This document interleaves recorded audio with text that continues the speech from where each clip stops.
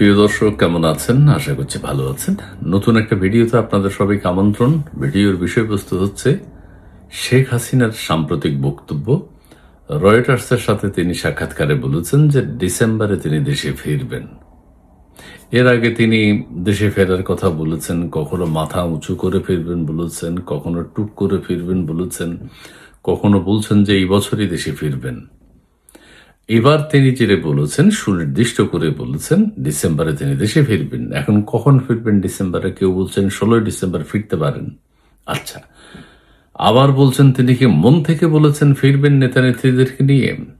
অনেকেই বলছেন যে না, এবার তিনি ঠিকই বলেছেন, ভেবে চিনতে বলেছেন, নেতাকর্মী সহ দেশে এসে আত্মসমর্পণ করবেন অথবা গ্রেপ্তার হবেন। কারণ বহু নেতাকর্মীর বিরুদ্ধে মামলা, হুলিয়া, নানান ধরনের মেসাকার অবস্থা আপনারা দেখতে পাচ্ছেন আছে। সেই ক্ষেত্রে আত্মসমর্পণ করা অথবা গ্রেপ্তার বরণ করাই শ্রেয় বলে মনে করেছেন এবং তিনি বলছেন যা হবে দেশের মাটিতেই হবে। এটা একটা সাহসী পদক্ষেপ। অতীতেও আওয়ামী লীগ বারবার নিষিদ্ধ হয়েছিল, এখনও নিষিদ্ধ। সেটা মোকাবেলা করার দায়িত্ব এখন প্রধানমন্ত্রী শেখ হাসিনার। তিনি যেহেতু দলের প্রধান, তিনি যা বলবেন, যা করতে চাইবেন, নেতাকর্মীরা তাই পালন করবে। এবং দেশের ভিতরেও অনেকে পলাতক আছেন, তারাও আত্মসমর্পণ করবেন যার যার এলাকায়, কোর্টে আত্মসমর্পণ করবেন। তবে এখন বলা হচ্ছে যে শেখ হাসিনা যদি দেশে ফিরেন, সরকার কি আসতে দেবে? তার কি পাসপোর্ট আছে? এখন বলা হচ্ছে যে শেখ হাসিনা যখন দেশ থেকে চলে যান বা তাকে নিয়ে যাওয়া হয়েছে, পাঠানো হয়েছে, তখন তার যে লাল পাসপোর্ট ছিল, কূটনৈতিক পাসপোর্ট, সেটা দিয়ে তিনি ইন্ডিয়াতে গেছেন।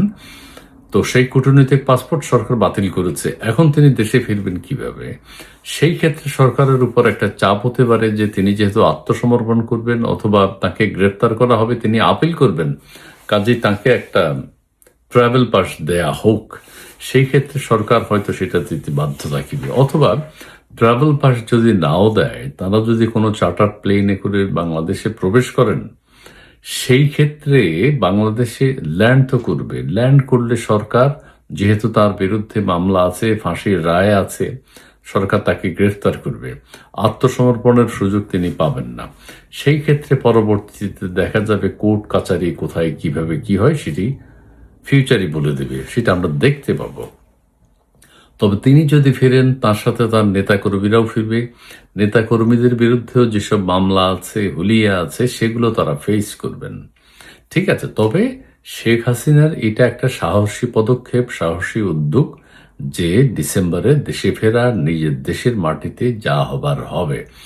এতে করে কিন্তু নেতাকর্মীরা এক ধরনের আশ্বস্ত হয়েছে।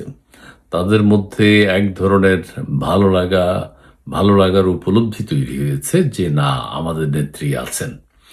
নেত্রীর উপর যেই রকম নানান রকম হুঙ্কার, হুলিয়া এনসিপি বা জামাতে ইসলামের আছে, সেটা তো আছেই। সেই ক্ষেত্রে তিনি যেভাবে হোক, এখন তার আপিলে তাকে আর বাধা দেয়া যাবে না। তিনি আপিল করতে পারবেন, কারণ তার জীবন হুমকির সম্মুখীন। এখনো তার বিরুদ্ধে নানান ধরনের হুমকি, তাকে মেরে ফেলবে হাতের কাছে পেলে, সেই জিনিসটা আছে। তো তিনি যদি দেশে প্রবেশ করতে পারেন, তাহলে তিনি আপিল করতে পারবেন।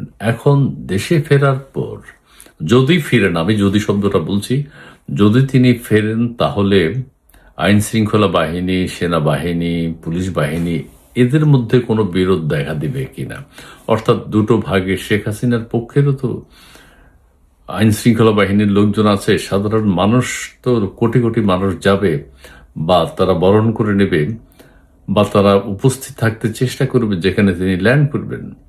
সেই ক্ষেত্রে কোনো দ্বিমুখিতা দেখা দেয় কিনা।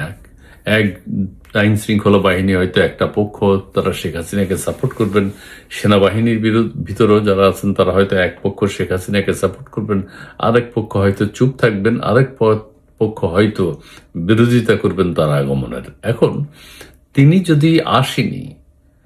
যদি আসেনি, এটাকে বাধা দেওয়ার কোনো সুযোগ নেই। তিনি আসবেন, আসলে তিনি আইন আদালত ফেস করবেন, তাকে ম্যাক্সিমাম গ্রেফতার করতে পারে, এর বেশি কিছু করার কোনো সুযোগ নেই। এখন যদি আসেনি, তাহলে দেশের পরিস্থিতি কি দাঁড়াবে সেটাও দেখার বিষয়। এখন দেখা যাক কোন দিকে যায়, তার এই কথার সত্যতা প্রমাণ তিনিই করবেন, তিনিই কনফার্ম করবেন। তিনি যদি শুনেছি অনেককে বলতে শুনেছি ডিসেম্বরে আসতে পারেন, 16ই ডিসেম্বর যেহেতু বিজয় দিবস দেশে এখন পালন হয় না, উদযাপন হয় না, এগুলো বাদ দেওয়া হয়েছে।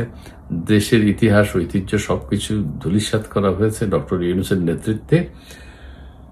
তো বিজয় দিবসে আরেকটা বিজয় অর্জন করার জন্যই তিনি আসতে চেষ্টা করবেন। তার আগমনের প্রতীক্ষায় আছে আওয়ামী লীগের নেতাকর্মীরা এবং দেশের সাধারণ মানুষের কথাটা বলতেই হয়।